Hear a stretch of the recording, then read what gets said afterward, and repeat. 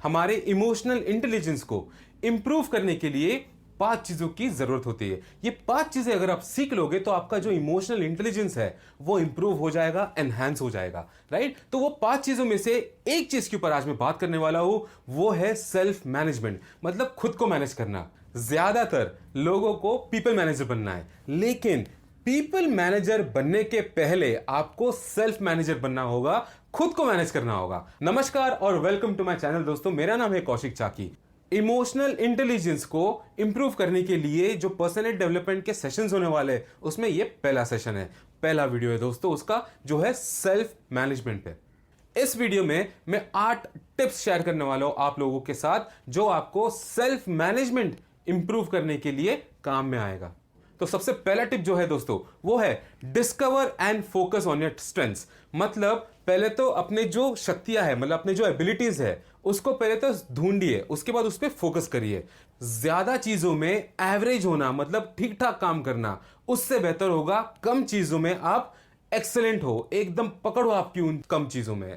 तो पहले तो डिटरमाइन करिए, ढूंढिए कि आप कौन सी चीजों में सबसे अच्छे हो, ठीक है। वो ढूंढने के बाद उन पे फोकस करना है कि मैं इन चीजों में मेरी एबिलिटीज और कैसे बढ़ा पाऊं, ठीक है। अगर आप ये कर पाओगे दोस्तों, तो आपका जो करियर पाथ है वो बेटर हो जाएगा, आप सही डिसीजंस ले पाओगे आपके लिए, राइट। कौन से जॉब पे अप्लाई करना है, जॉब अगर आप कर रहे हो तो उसमें कौन से प्रोसेस पे फोकस करना है, जिससे आपका नाम हो, आप अच्छा करो और लोगों लगे हाँ ये बंदा ये चीज बेहतर कर रहा है, राइट। तो उस चीज के लिए आपको आपका जो स्ट्रेंथ है उसको पहले डिस्कवर करना है, उसके बाद उस पर फोकस करना है। अब आप बोलेगे सर मेरे पास तो मेरे स्ट्रेंथ जो है वो तो डिस्कवर्ड है, मैं पहले से जॉब कर रहा हूं। ट्रस्ट मी, एक जॉब कर रहे हो उसके अंदर भी बहुत सारे स्ट्रेंथ्स होते हैं। तो सबसे इजी एग्जांपल मेरे लिए जो है, मैं आपको वो देता हूं, एचआर का example, human resource department, right. Human resource department में बहुत सारे अलग अलग प्रोसेसेस होते हैं, जैसे रिक्रूटमेंट हो गया, ऑनबोर्डिंग हो गया, ठीक है, ट्रेनिंग एंड डेवलपमेंट हो गया, एचआर ऑपरेशंस हो गए, ऐसे बहुत सारे अलग अलग प्रोसेसेस होते हैं। अब उसमें से अगर मैं मेरी बात कहूं तो उसमें से ट्रेनिंग एंड डेवलपमेंट में या लर्निंग एंड ऑर्गेनाइजेशन डेवलपमेंट में मैं अच्छा हो बाकी चीजों से। तो मैंने क्या किया मेरे लाइफ के लिए मैंने ये किया है कि जैसे मैंने ये डिस्कवर किया कि मैं ट्रेनिंग एंड डेवलपमेंट में मेरा पकड़ है अच्छा, तो मैं उसी में और ज्यादा फोकस्ड हो गया हूं। मैंने एमबीए किया एचआर से, उसके बाद मैं डिप्लोमा कर रहा हूं आईएसटीडी से, राइट। आईएसटीडी मतलब Indian society of training and development. तो यहां से मैं डिप्लोमा कर रहा हूं, क्यों? क्योंकि मैं स्पेसिफिकली उस स्ट्रेंथ पे फोकस कर रहा हूं। तो इसी तरह आपको भी फोकस करना है, पहले तो ढूंढना है कि आप कौन सी चीज में अच्छे हो, उसके बाद फोकस करना है उस चीज पे, right. So that is tip number 1। दूसरा जो टिप है दोस्तों, that is prioritise on your responsibilities. अब भले रिस्पॉन्सिबिलिटीज घर के हो या ऑफिस के हो, ठीक है, बहुत सारे रिस्पॉन्सिबिलिटीज होते हैं, और कोई भी रिस्पॉन्सिबिलिटी ऐसा नहीं कि हम उससे भाग सकते हैं, हमें करना तो सभी होगा, राइट। लेकिन मैं आपको सजेस्ट क्या करूंगा कि रिस्पॉन्सिबिलिटीज या आपकी जो टास्क है उसको प्रायोरिटाइज करिए कि मेरे लिए सबसे इंपॉर्टेंट टास्क कौन सा है, मेरे लिए सबसे क्रिटिकल टास्क कौन सा है। वो आइडेंटिफाई करने के बाद सबसे पहले तो वो कर लीजिएगा। वो करने के बाद जो आपके अदर टास्क के जो डिस्ट्रैक्शंस हो सकते हैं या लेस इंपॉर्टेंट हो सकते हैं, उसको फिर करिएगा, राइट। सबसे पहले वो टास्क करने जो आपके लिए इंपॉर्टेंट है या आपके लिए क्रिटिकल है। अब मैं बात करूंगा टिप नंबर 3 की, जो है ऑर्गेनाइज योर सेल्फ। ऐसे मेथड्स ढूंढिए जिससे आप आपका टाइम सही तरीके से मैनेज कर सकते हो। आप आपके एक्टिविटीज जो होंगे, day to day activities, daily के मतलब हर दिन के रेगुलर एक्टिविटीज जो है, वो आप ठीक से कर पाओगे। और तीसरा जो है वो है आप ऐसी चीजें जो सबसे इंपॉर्टेंट होगी आपके लिए, वो आप तुरंत ढूंढ पाओगे। तो ये 3 चीजों पे आपको फोकस करना है, ठीक है। कैसे करेंगे? तो इसमें 2 तरीके दोस्तों। एक है ओल्ड स्कूल, जो मतलब पुराने जमाने में जो यूज होता था, और आज भी बड़े बड़े लीडर्स उस चीज को यूज करते हैं, और जिसकी वजह से एक पॉजिटिव इफेक्ट आता है उन लोगों पे, ठीक है। वो है बुक्स यूज करना या डायरी यूज करना, pen and paper. That is the old school way, right. Pen और पेपर यूज करिए हर चीज को नोट करने के लिए कि मुझे आज के दिन में ये चीजें करनी है, ठीक है। वो नोट डाउन कर दीजिए, और जब वो चीज हो जाएगी तो उसको टिक मार्क कर दीजिए। मैंने काफी सारे लोगों को ऐसे देखा है करते हुए, और ट्रस्ट में दोस्तों वो लोग हमेशा आगे बढ़ते हैं। लिटरली मैं एक कंपनी में काम करता था, वहां पे मैंने एक लेडी को ये करते हुए देखा है। वो ट्रेनिंग एंड डेवलपमेंट में ही थी, मेरे साथ ही काम करती थी, और वो हर चीज को ना डायरी में लिखती थी। जैसे उन्हें अगर कोई चीज अच्छा लगा जो मैंने उनको बोला होगा, तो वो तुरंत उस चीज को डायरी में लिख देती थी, और कुछ दिनों बाद ना उस चीज को वो इंप्लीमेंट भी कर देती थी। क्यों इंप्लीमेंट कर पाती थी? क्योंकि उनके डायरी में लिखा होता था, राइट। और ट्रस्ट मी दोस्तों, वो जो लेडी है उनको पिछले साल best employ of the year मिला है, राइट। तो इसलिए मैं आपको बोलूंगा कि ये छोटे छोटे चीजें ना, इसको जरूर कीजिएगा, ठीक है। डायरी में अगर आपको लिखना नहीं होगा तो जो दूसरा तरीका है वो है कि use your technology, use your smartphone, right. तो उसमें आप कर सकते हो कि जैसे अगर टास्क है आपका, टास्क को मैनेज करना अगर आपको, तो टास्क करके एक ऐप है। ऐसे तो बहुत सारे ऐप्स है, आप कोई भी ऐप में जा सकते हो। मैं आपको टास्क इसलिए बोल रहा हूं क्योंकि मैं खुद उसे यूज करता हूं, मुझे इजी लगता है। ऐसा कोई पेड प्रमोशन नहीं है, but it's just the thing that I like it. तो मैंने उसका जो लिंक है आपको डिस्क्रिप्शन में आपको दे रखा है, ठीक है। उसके अलावा और क्या कर सकते हो, आप कैलेंडर्स यूज कर सकते हो। कैलेंडर्स में दो कैलेंडर्स यूज कर सकते हो। One is the outlook calendar. अगर आप कंपनी में काम करते हो, कंपनी ने अगर आपको माइक्रोसॉफ्ट ऑफिस दे रखा होगा जिसमें आउटलुक होगा, तो आप आउटलुक यूज कर सकते हो। उसमें एक और होता है वन नोट, वो भी बहुत बढ़िया चीज है दोस्तों, वो मैं खुद यूज करता हूं, राइट। वो आप यूज कर सकते हो। या फिर कैलेंडर आप गूगल में भी यूज कर सकते हो, राइट। सो सबसे बेस्ट तरीका तो गूगल का है क्योंकि फ्री है और सबसे आसान है। आपको सिर्फ गूगल के माइक पे क्लिक करना है और बोलना है कि मुझे याद दिला दो कोई भी चीज कितने बजे का। फॉर एग्जाम्पल, मैंने गूगल का माइक क्लिक किया और बोला कि remind me to wake up in the morning at 7 AM। Google वो सुन लेगा और फिर वो एक कंफर्मेशन मांगेगा आपसे, आप यस कर दीजिए, हो गया, आपको सुबह सुबह उठा देगा। ऐसे ही बहुत सारे टास्क होते हैं, राइट। समझो आपको अचानक से कोई अर्जेंट काम आ गया है, ठीक है, आप कुछ और काम कर रहे थे, तो उसमें भी आप गूगल को बोल सकते हो कि remind me to complete my task after 1 hour, जिसमें आपका 1 घंटे में जो अर्जेंट टास्क है कंप्लीट होने के बाद गूगल आपको फिर रिमाइंड कर देगा। तो इस तरीके से आप बहुत सारी चीजें यूज कर सकते हो एज ए टेक्नोलॉजी, ताकि आप सही फोकस रहो आपके हर चीज अलग अलग टास्क पे, राइट। इसके बाद tip number 4 would be create strict deadlines, ठीक है। तो डेडलाइंस जो होते हैं दोस्तों, वो आपको आपके मैनेजर्स जनरली देते हैं, राइट। लेकिन उससे इतना डर नहीं लगता होगा क्योंकि वो मैनेजर ने दिया है, सबको दिया जाता है। मैं आपको सजेस्ट करूंगा दोस्तों कि डेडलाइंस आप खुद अपनी नहीं बनाएं।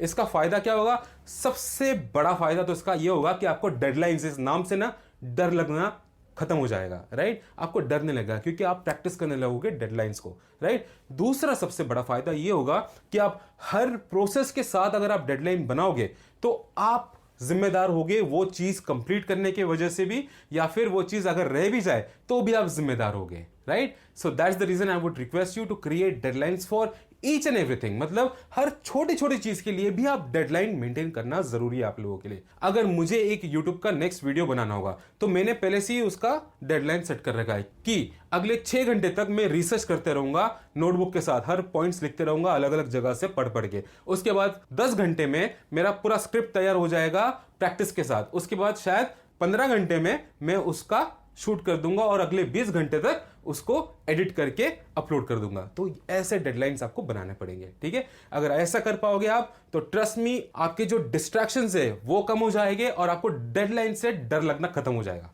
फिर नेक्स्ट पे चलते, वो है tip number 5, that is avoid multitasking, right. तो दोस्तों सबसे पहले आपको एक चीज बता देता हूं, बहुत लोग बोलते हैं, जिसमें से मैं भी खुद एक हूं, जो बोलते हैं कि मल्टीटास्किंग नाम की कोई चीज होती नहीं है, राइट। होता क्या है, अब अगर मल्टीटास्किंग, अगर आप बोल रहे हो कि आप मल्टीटास्किंग कर रहे हो, तो आप कर क्या रहे हो पता है, आप एक टास्क से दूसरे टास्क पे शिफ्ट हो रहे हो, तो शिफ्टिंग होता है। मल्टीटास्किंग करके कोई चीज होता नहीं, अगर होता भी है तो वो सक्सेसफुल नहीं होता है, राइट। तो आप एक टास्क करिए, उसके बाद दूसरा टास्क करिए। सजेस्ट मैं आपको 2 चीज करूंगा इसमें। सबसे पहला तो ये सजेस्ट करूंगा कि अगर आपने कोई टास्क पकड़ रखा है, पहले वो कंप्लीट करिए, उसके बाद दूसरे टास्क पे जाइए। लेकिन बहुत बार ऐसा होता है कि आपको अर्जेंसी की वजह से वो टास्क को रोकना पड़ता है, दूसरा टास्क करना पड़ता है। तो इसमें आप क्या कर सकते हो दोस्तों, कि जब आप वो वाला टास्क रोक रहे हो, जो करंट टास्क है आपका, उसको रोक रहे हो, वहां पे एक नोट बना दीजिए कि आपने इस पे कहां तक काम किया है और आप जब आओगे तो आपको कहां से शुरू करना है, ठीक है। उसके बाद आप दूसरे टास्क पे जाइए, वो टास्क कंप्लीट करिए और फिर आप जब वापस आओगे आपके लिए बहुत आसान हो जाएगा कि जहां से आपने छोड़ा था वहीं से आप पकड़ के शुरू कर दो। नहीं तो बहुत लोगों को मैंने देखा है ऐसे होते हुए कि वो जब वापस आते किसी टास्क पे तो वो एकदम हाथ को सिर पे पकड़ के खड़े हो जाते कि यार मैं तो भूल गया अब कहां से शुरू करूं। तो that's the reason, always create notes. जब आप कोई टास्क छोड़ रहे हो उस पर नोट लिख दीजिए, हल्का सा एक छोटा सा एक नोट लिख दीजिए कि ये टास्क यहां तक कंप्लीट हुआ है, जब मैं आऊंगा द पॉइंट्स टू थिंक, मतलब यहां से सोचना शुरू करके कंप्लीट करना है उसको, right. So that is another tip for you. अगला टिप है दोस्तों, प्रैक्टिस एम्पैथी, राइट। एम्पैथी के ऊपर अगेन बहुत बड़ा वीडियो मैंने बना रखा था। मेरा first video on YouTube was empathy. कुछ 31 मिनट्स का वीडियो है दोस्तों, ठीक है, पर आप वो देखिएगा जरूर, उसमें बहुत इंपॉर्टेंट कंटेंट है, तो वो जरूर देखिएगा। उसके अलावा मैं आपको यहाँ पे क्विक टिप बता देता हूँ एम्पैथी में आपको करना क्या है। एम्पैथी में आपको समानुभूति रखनी है दूसरों के लिए। समानुभूति मतलब क्या? दूसरे जब आपके पास कोई टास्क ले आते हैं, बहुत बार ऐसा होता है अगर आप ऑफिस में काम कर रहे हो और आप खुद एक डेडलाइन पे चल रहे हो, उसमें बीच में आपका कोई कलीग आ जाएगा आपका हेल्प मांगने के लिए। अब कारण ये हो सकता है कि आपसे वो इंस्पायर होता है, या कारण ये हो सकता है कि आप सोल्यूशंस बहुत जल्दी देते हो, बहुत अच्छे से सोल्यूशंस दे देते हो, या खुद आप वो चीज अच्छे से करते हो। तो कोई अगर ऐसे एक्सपेक्टेशन लेके आ रहा है आपके पास कि उसका जो इशू है उसका आप सोल्यूशन दे दोगे, तो उसमें एम्पैथी होना बहुत जरूरी है, राइट? उसको ढंग से समझना, उसके इश्यूज को समझना, उसके प्रॉब्लम्स को समझना, और उसके बाद उसको आंसर देना। अगर आप में एम्पैथी कम होगा तो आपको उसको सोल्यूशन देने में बहुत टाइम लग जाएगा, क्योंकि आपको उसको समझने में ही बहुत टाइम लग जाएगा। शायद ऐसा हो कि आप उसको ठीक से समझ ना पाओ, आप कोई ऐसा सोल्यूशन दे दो जो वो खुद कर ना पाए, राइट? आप में अगर एम्पैथी होगी तो आपको उसकी एबिलिटीज के बारे में पता होगा कि वो किस हद तक कौन सी चीज कर सकता है, राइट? वो हिसाब से आप उसको फिर सोल्यूशन दे सकते हो। तो जिससे क्या होगा, आपका खुद का टाइम बचेगा आपका टास्क करने के लिए जब आप दूसरों को हेल्प कर रहे हो, राइट? सो एम्पैथी दूसरों को देना भी जरूरी है। नेक्स्ट टिप जो होगा वो होगा focus on your health and wellness. अपने हेल्थ और वेलनेस पे फोकस रखना है। किस चीज पे फोकस रखना है वो मैं आपको बता देता हूं। सबसे पहले तो आपके डाइट पे, क्या खा रहे हो, किस तरीके का खाना खा रहे हो, उस पे फोकस रखना है। उसके बाद रेगुलर एक्सरसाइज करना है, एक पर्सनल हाइजीन मेंटेन करना है, और फाइनली आपके स्ट्रेस लेवल्स को भी हमेशा फोकस रखना है। अगर आप ऑफिस में जॉब कर रहे हो तो छोटे ब्रेक्स कभी कभार ले लीजिए, ताकि आप अपने माइंड को काम और क्लियर कर सको, राइट? उसके अलावा काम पे कुछ हेल्दी स्नैक्स रखिए आपके पास, राइट? कोई ऐसी चीज जो आप थोड़ा बहुत खा सकते हो, बट वो हेल्दी होना चाहिए, राइट? उसके बाद और एक चीज जो आप कर सकते हो वो है थोड़ा बहुत फिजिकल एक्टिविटी करने की अपॉर्चुनिटीज ढूंढते जाएगा। जैसे मैंने बहुत लोगों को देखा, ये बहुत अच्छी चीज होती है कि लंच जल्दी कर लेते हैं, उसके बाद वॉक पे जाते हैं। एक क्विक वॉक कर लोगे तो वो आपके लिए एक फिजिकल एक्टिविटी हो जाता है, राइट? सो ये सारी चीजें जो है वो आपको हेल्प करेगी। उसके बाद टिप नंबर 8 जो होगा वो होगा इवैल्यूएट योरसेल्फ। जैसे मैंने प्रीवियस टिप्स में कहा था कि अपने डेडलाइंस बनाए, वैसे ही अपने विजन, गोल्स और मिशंस भी बनाइए, राइट? विजन, गोल और मिशन बनाने के बाद आप उस चीज को इवैल्यूएट करिए।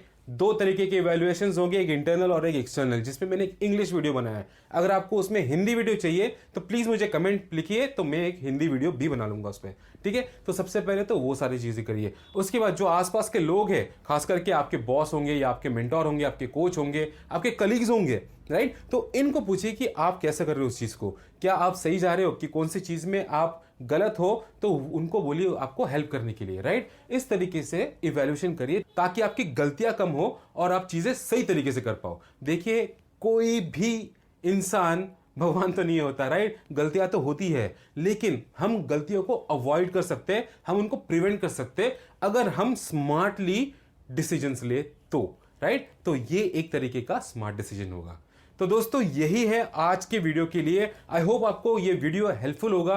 ये टिप्स जो मैंने आपको दिए आप वो यूज करोगे। इसके अलावा मैं कुछ और वीडियोस लेके आने वाला हूं इमोशनल इंटेलिजेंस को इंप्रूव करने के लिए कौन से स्किल्स पे काम करना होगा। तो ये उसमें से पहला वीडियो था। तो आई होप आपको ये वीडियो अच्छा लगा हो। तो प्लीज मेरे वीडियो को लाइक, शेयर और सब्सक्राइब जरूर करिएगा अगर आपने सब्सक्राइब अभी तक नहीं किया होगा तो। और कमेंट जरूर करिए। कमेंट्स बहुत कम आ रहे हैं, मुझे पता नहीं चल रहा आपको मेरा वीडियो अच्छा लग भी रहा है या नहीं अच्छा लग रहा। तो प्लीज जरूर कमेंट करिएगा कि आपको ये वीडियो कैसा लगा, कौन सी चीजों पे आप फोकस करने वाले हो और कौन सी टिप्स है जो आप पहले से ही यूज कर रहे हो, right? Thank you so much. This is Kaushik Chaki signing out.